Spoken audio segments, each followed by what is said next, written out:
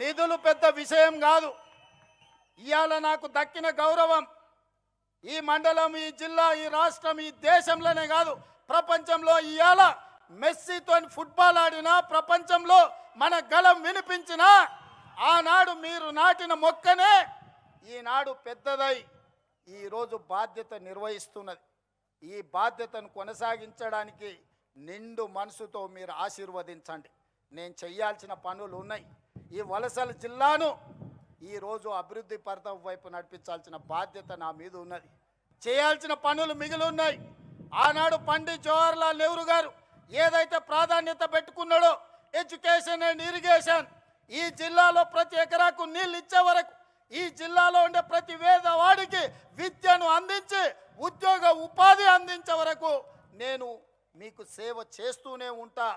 ఆనాడు 94 నుంచి 2004 వరకు 2 సార్లు తెలుగుదేశం అధికారం ఉంది. 2004 నుంచి 2014 వరకు doctor YS Rajasekhara Reddy Congress party అధికారంలో ఉండే. 2014 నుంచి 2024 వరకు బీఆర్ఎస్ అధికారంలో ఉన్నది. ఇవాళ చెప్తున్నా, నా ఆత్మ బంధువులైన మిడ్జుల ప్రజల మధ్య నుంచి రాబోయే 2024 నుంచి 2034 వరకు ప్రజాపాలన ఉంటుంది. ప్రజలకు సేవలు అందిస్తుంది. ఆనాడు జెడ్పీటీసీ అయితా అంటే మీరు నన్ను జెడ్పీటీసీని చేసిరు. నేను ఎమ్మెల్సీ కావాలంటే మీరు ఆశీర్వదించి జిల్లా ప్రజలు ఎమ్మెల్సీ చేసిరు. తెలవని కొడంగల్కి వెళ్తే 2 సార్లు ఎమ్మెల్యేని చేసిరు. అక్కడ కష్టం వస్తే మల్కాజ్గిరి పార్లమెంట్లో ఎంపీని చేసిరు. కాంగ్రెస్ పార్టీ కార్యనిర్వాహక అధ్యక్షుడిని చేసిరు. 4 కోట్ల తెలంగాణ ప్రజలు 2వ తెలంగాణ ముఖ్యమంత్రిగా చేసిరు. ఇదంతా మీ ఆశీర్వాదం. ఇవాళ ఒకే ఒక్క విజ్ఞప్తి చేస్తున్నా, ఒకవేళ తప్పు జరిగితే అది శాశ్వతంగా తెలంగాణ రాష్ట్రానికి కాలరాత్రిని తెచ్చిపెడుతుంది. ఈరోజు వాళ్ళు దోసుకోవడానికి మొత్తం సిద్ధమై కూర్చున్నారు. అందుకే ఈనాడు తెలంగాణ యువకులు నడుం బిగించాలి. దళితులు, గిరిజనులు, ఆదివాసీలు, తండాలలో, గూడాలలో, మారుమూల పల్లెల్లో ఉండే ప్రజలారా ఆలోచన చేయండి. మళ్ళీ కాంగ్రెస్ రావాలి, రాహుల్ గాంధీ ప్రధానమంత్రి కావాలి. ఈ దేశం కోసం వాళ్ళ నాయనమ్మ ప్రాణాలు ఇచ్చింది. ఈ దేశం కోసం వాళ్ళ తండ్రి ప్రాణాలు ఇచ్చిండు. ఈ దేశం కోసం రాజీవ్ గాంధీ తర్వాత 35 ఏళ్ళు అధికారానికి దూరంగా సోనియా గాంధీ, రాహుల్ గాంధీ, ప్రియాంక గాంధీ గారు ఉన్నారు. కానీ ఈనాడు దేశంలో చారిత్రాత్మకమైన అవసరం ఉంది. ఈ చారిత్రాత్మకమైన అవసరమే రాహుల్ గాంధీ గారిని ప్రధానమంత్రిని చేయడం. మరి రాహుల్ గాంధీ గారు ప్రధానమంత్రిని చేయాలంటే నేను ఒక సమిధనై రాహుల్ గాంధీని ప్రధానమంత్రిని చేయాల్సిన అవసరం లేదా? మీరు ఒక్కసారి ఆలోచన చేయండి.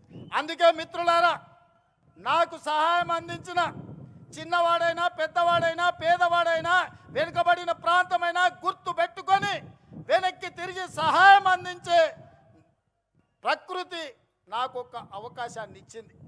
మరి ఇవాళ ఇంత పెద్ద అవకాశం ఇచ్చిన రాహుల్ గాంధీ గారికి, సోనియా గాంధీ గారికి, దేశ ప్రజలకు రాహుల్ గాంధీ గారిని ప్రధానమంత్రిని చేసే సందర్భంలో తెలంగాణ ప్రజల అండగా ఉండాల్సిన అవసరం లేదా? ఆలోచన చేయండి. 60 ఏళ్ళ తెలంగాణ ఆకాంక్ష, వందలాది మంది తెలంగాణ బిడ్డల ప్రాణ త్యాగాలు, ఆత్మ బలిదానాలు చేసుకుంటూ తెలంగాణ రాష్ట్రం కోసం అసూలు బాసిన శ్రీకాంతాచారి, ఈశాన్ రెడ్డి, కానిస్టేబుల్ కిష్టయ్యను గుర్తు తెచ్చుకోండి. ఈ సమస్యకు శాశ్వత పరిష్కారం చూపించిన సోనియా గాంధీ గారి కుటుంబానికి మనం కృతజ్ఞత తెలపాల్సిన అవసరం ఉన్నది. ఆ కృతజ్ఞతనే రాహుల్ గాంధీ గారిని ప్రధానమంత్రిని చేయాలి. అందుకే మిత్రులారా, 2029 ఎన్నికల్లో నాతో నడవండి. మనందరం కలిసి నడుద్దాం. ఈ దేశానికి రాహుల్ గాంధీ గారిని ప్రధానమంత్రిని చేద్దాం. మీరందరూ అండగా నిలబడాలి. మీరందరూ అండగా నిలబడతామని మాట ఇస్తున్నారా? రాహుల్ గాంధీని ప్రధానమంత్రిని చేసే బాధ్యత ఈ మిడ్జిల్ నుంచే మొదటి అడుగు పడాలి. 1000 అడుగులు 1000 కిలోమీటర్లు నడవాలన్నా ఒక్క అడుగుతోనే మొదలవుతుంది. రాహుల్ గాంధీ గారిని ప్రధానమంత్రిని చేసే మొదటి అడుగు మిడ్జిల్ మండలం నుంచే పడాలి. మీరందరూ సిద్ధమేనా? సిద్ధమేనా? సిద్ధమేనా? సిద్ధమేనా? వేదిక మీద ఉన్న మా సోదరులు సిద్ధమేనా? సిద్ధమైతే అందరూ లేచి నిలబడి పిడికిలు ఎత్తండి. జై కాంగ్రెస్, జై జై కాంగ్రెస్, జై సోనియమ్మ, జై జై సోనియమ్మ. ధన్యవాదాలు మిత్రులారా.